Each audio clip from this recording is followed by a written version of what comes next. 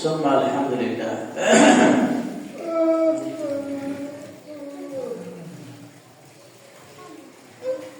সবচেয়ে ফজিলতপূর্ণ, বরকতপূর্ণ, গুরুত্বপূর্ণ একটি মাস রমজানুল মুবারক মাস।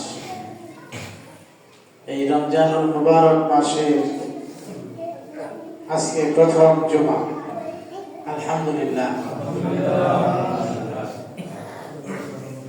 এই প্রথম জুমায় প্রাণ উজাড় করে, মন উজাড় করে, সকল ভালোবাসা দিয়ে দাবি প্রশংসা করি যিনি আমাদের রব।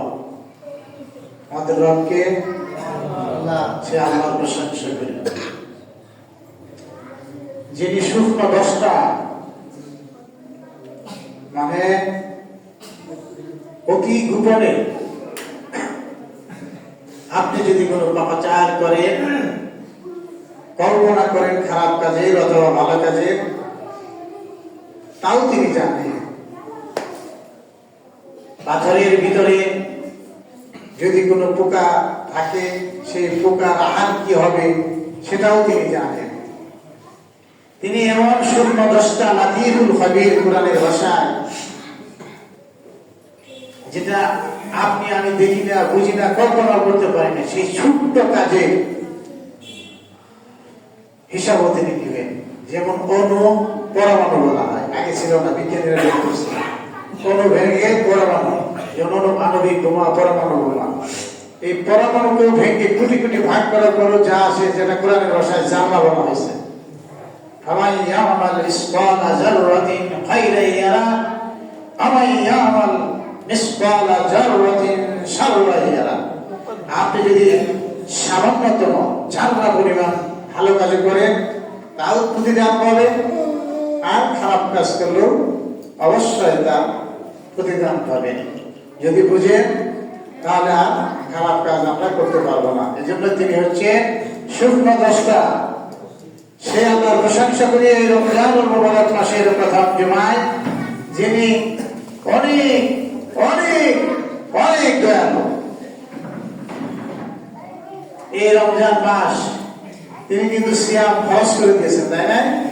তারপরে অনেক মানুষ রোজা রাখে না, নামাজ পড়ে না, কোরআন পড়ে না।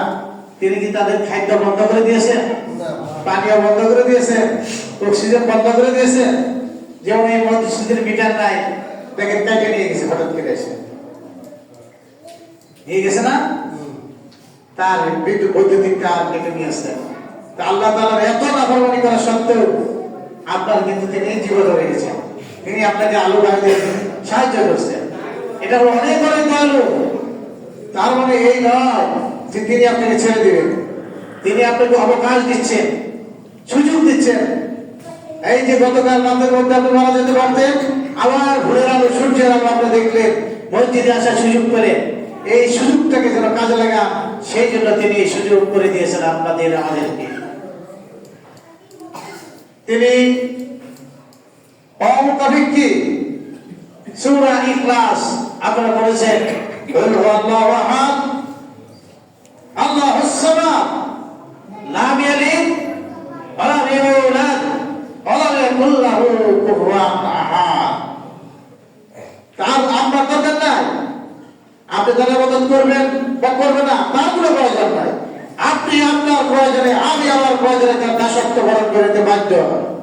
যদি না নেন, তিনি শাদীদুল আযাব, আপনাকে আমাকে কঠিন শাস্তি দেবেন।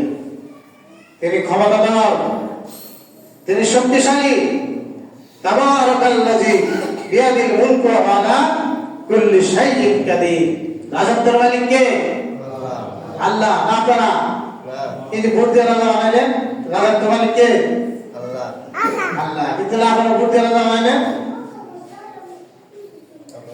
সমস্ত রাজত্বের বিয়াদিল মুলক, লা ইলাহা ইল্লাল্লাহ ওয়াহদাহু লা শারীকা লাহ, লাহুল মুলক ওয়া লাহুল হামদ ওয়া হুয়া আলা কুল্লি শাইইন কাদির।